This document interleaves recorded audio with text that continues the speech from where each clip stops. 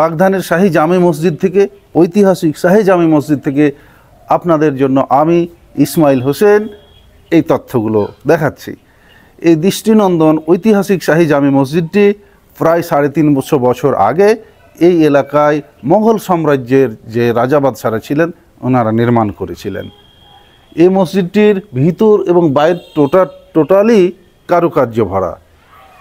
চাঁপাইনবাবগঞ্জের যে ছোট সোনা মসজিদ রয়েছে, আপনার আগ্রার তাজমহল রয়েছে, এইগুলোরই একটি অংশ বা এগুলোরই ধারাবাহিকতায় যে সাম্রাজ্য ছিল, যে শাসন আমল ছিল, যে যুগ ছিল, সেই যুগেরই একটি নিদর্শন হচ্ছে এই শাহী মসজিদটি।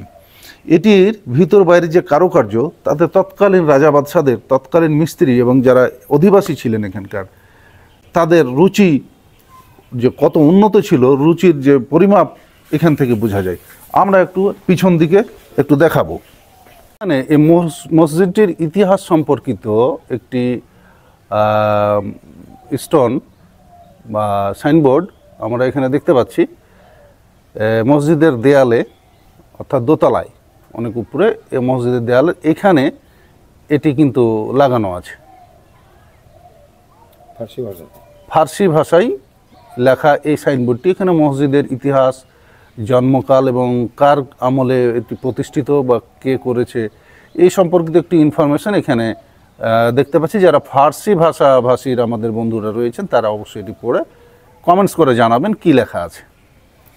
তো এই মসজিদের, আপনি কে? মুয়াজ্জিন। এই মসজিদের মুয়াজ্জিন। এই মসজিদটিতে উনি কত বছর যাবত আছেন এবং এই মসজিদ সম্পর্কে উনি কতটুকু জানেন? আসসালামু আলাইকুম। ওয়ালাইকুম আসসালাম রহমতুল্লাহ বারাকাতুহু। মুরব্বী, আপনার পরিচয়টা একটু দিবেন। আমার নাম মোহাম্মদ লুৎফর রহমান, পিতা শেখ। আমি এখানে 4 বছর থেকে আছি। আচ্ছা আচ্ছা। তো এই মসজিদ সম্পর্কে আমাদের বাপদাদারা যেটা ভুলে গেছে, এটাই আমরা এখন প্রচার করতে পারছি যে জিনের তৈরি, এক রাতের তৈরি, এই বলে এই জিনিসটা, মসজিদটা পরিচিত। এখন মসজিদটা কত সালের আমলের সে কথা আমাদের অনুমান করে 400-500 বছরের কথা বলি আমরা, কিন্তু আসলে তো অনুমান করে মানে কথাটা এটা, কিন্তু আসলে মানে নিরিখ ধারা কোন দেয় এটা তো আমরা বলতে পারি না। মোট টোটাল অনুমান মানে কত বছর হলো, কিন্তু এ নিয়ে ভাষা কথা এই হিসাবে আমরা এটা পাই। বাগধানী ঐতিহাসিক শাহী জামে মসজিদ। জি। আপনি কত বছর থেকে? আমি 4 বছর থেকে আছি। আমার জি মুয়াজ্জিন। আমি মসজিদ দেখাশোনা, ধোয়া মোছা এগুলো করতে হয় আমাকে।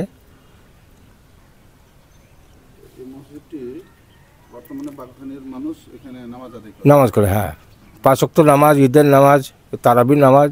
আপনাদের বাপ দাদারা যারা, হ্যাঁ, ওনারা কি বলে? ওনারা বলে গেছে এক রাতের তৈরি। কি দ্বারা তৈরি? এটি পাথর না? এটা পাথর না, এটা না, ওইটা হলো আপনার চুনসুরকি। হ্যাঁ, পাতলা পাতলা ইট আছে, একদম থিকনেস পাতলা, 1/2 ইঞ্চি। ঠিক আছে, ধন্যবাদ আপনাকে, ভালো থাকবেন। এই মসজিদটি যে মুসলিম যতগুলো ঐতিহ্যবাহী স্থাপনা রয়েছে, ইসলামের যতগুলো ইতিহাস রয়েছে, সেরকমই ধারাবাহিকতায় এগুলোরই অংশ হিসেবে, হেরিটেজ হিসেবে, ঐতিহাসিক, ঐতিহ্যবাহী এবং দৃষ্টিনন্দন স্থাপনা, ঐতিহ্যবাহী স্থাপনা হিসেবে এটি কিন্তু পরিগণিত। এখানে আমরা 3টি গম্বুজ দেখতে পাই। গম্বুজের উপরে, মিনারের উপরে আবার কারুকার্য করে বিভিন্ন প্রকার খুঁটি বসানো আছে। তো অনেক বড় বড় 3টি গম্বুজ আমরা দেখতে পাচ্ছি এবং সামনে 2 পাশে 2টি মিনারও রয়েছে। পাশে মাইক লাগানো আছে এই মসজিদটিতে। এই চমৎকার মসজিদটি আমরা এর ছাদের অংশটুকু দেখালাম, আপনারা দেখতে পাচ্ছেন। আমি একটু কাছে থেকে যদি দেখাই,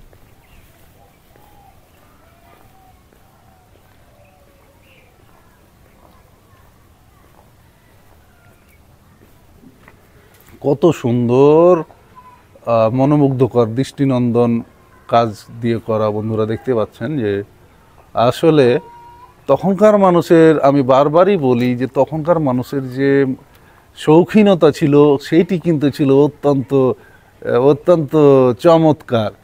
তখনকার মানুষের শৌখিনতা, তখনকার মানুষের ভালো লাগা, তখনকার মানুষের সুখের ব্যাপারগুলো এখানে আসলে ফুটে ওঠে।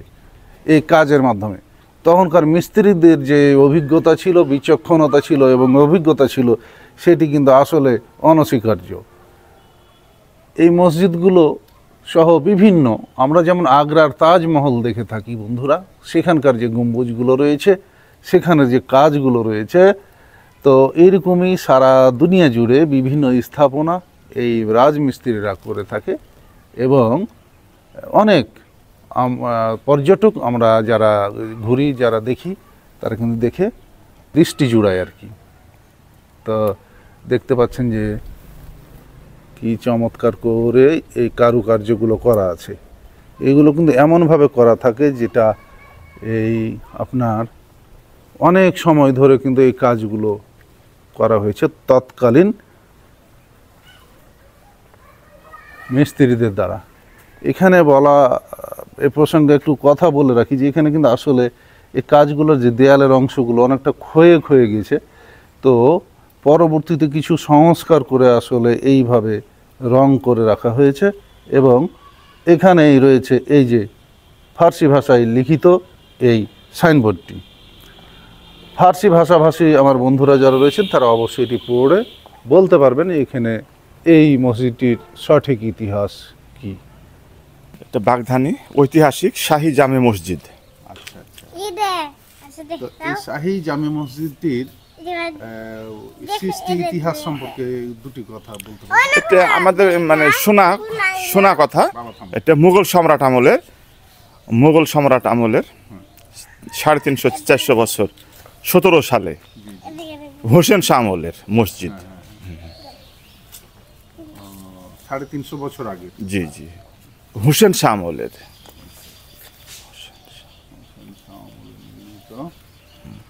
তো আপনারা জ্ঞান অন্তর এখানে নামাজ পড়েন? জি জি, আমরা জন্ম হওয়ার পর থেকে আমার বাপ দাদা সব বিভিন্ন এখানে নামাজ আমরা পড়ি। এই গ্রামের নাম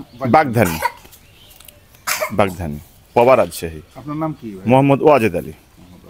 অনেক ধন্যবাদ আপনাকে তথ্য দিয়ে আমাদের সহযোগিতা করার জন্য। জি, আল্লাহ ভরসা, আপনাকে ধন্যবাদ।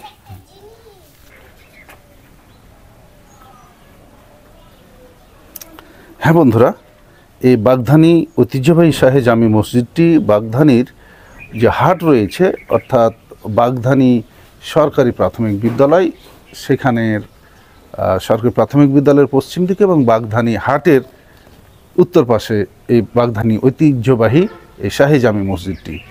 এই মসজিদটির যে কারুকার্য রয়েছে সেটি সবার মন কাড়ে, অর্থাৎ এখানের প্রত্যেকটি কাজই যেন এক একটি ছবি। আমরা যতটুকু জানতে পেরেছি যে এই কাজগুলো চুন সুরকি দ্বারা নির্মিত হলো, এক একটি যেন পাথরের প্লেট বসানো আছে এরকম মনে হচ্ছে। এবং আমার পিছনে যেটি দেখা যাচ্ছে যে এক একটি যেন দরজার মতো, এক একটি গেটের মতো, তো এক একটি গেটের উপরে আবার এইভাবে আসলে কারুকার্য করা, যেটি বর্তমান আমরা আর্কিটেকচার ডিজাইন বা ইন্টেরিয়র ডিজাইন বলি, সেরকম কাজ করা এই মসজিদটি। অত্যন্ত চমৎকার এই মসজিদটি। যারা পর্যটক যারা দেখতে আসেন তাদের নজর কাড়ে সব সময়।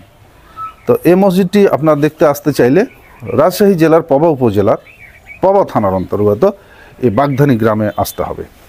বাগধানী গ্রামের রাস্তাঘাট অত্যন্ত ভালো, আসতে পারবেন এবং এই ঐতিহ্যবাহী এবং দৃষ্টিনন্দন এই মসজিদটি সম্পর্কে আপনারা জানতে পারবেন এবং দেখে যেতে পারবেন। দেখুন কতটা চমৎকার করে কারুকার্য দিয়ে এই মসজিদটি নির্মিত হয়েছিল। তো মোগল সাম্রাজ্যের সময়কার এই যে কাজ, এগুলো কিন্তু এই উপমহাদেশের বিভিন্ন আনাচে কানাচে রয়েছে।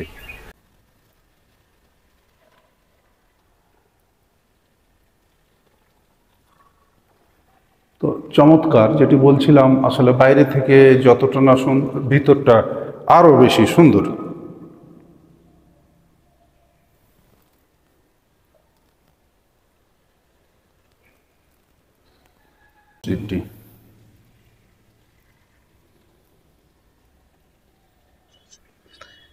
হ্যাঁ বন্ধুরা, তো যখন এত চমৎকার একটি ঐতিহাসিক মসজিদে পরিদর্শন করছি, তো এখানে 2 রাকাত শুকরানা নামাজ আদায় না করলে কেমন হয়?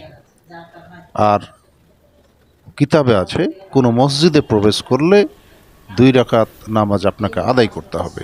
তাই আমি 2 রাকাত নামাজ মসজিদে অনেক শান্তির সাথে আদায় করে নিলাম। খুবই ভালো লাগলো মসজিদটিতে। রহমান রহিম মালিক ইয়াউমিদ্দিন ইয়াকা না'বুদু ওয়া ইয়াকা নাস্তাঈন ইহদিনাস সিরাতাল মুস্তাকিম সিরাতাল লাযিনা আন'আমতা আলাইহিম গায়রিল মাগযুবি আলাইহিম ওয়ালাদ দাল্লিন আমিন। বিসমিল্লাহির রহমানির রহিম। কুল হু আল্লাহু আহাদ আল্লাহুস সামাদ লাম ইয়ালিদ ওয়া লাম ইউলাদ। আল্লাহু আকবার। আল্লাহু আকবার। আসসালামু আলাইকুম।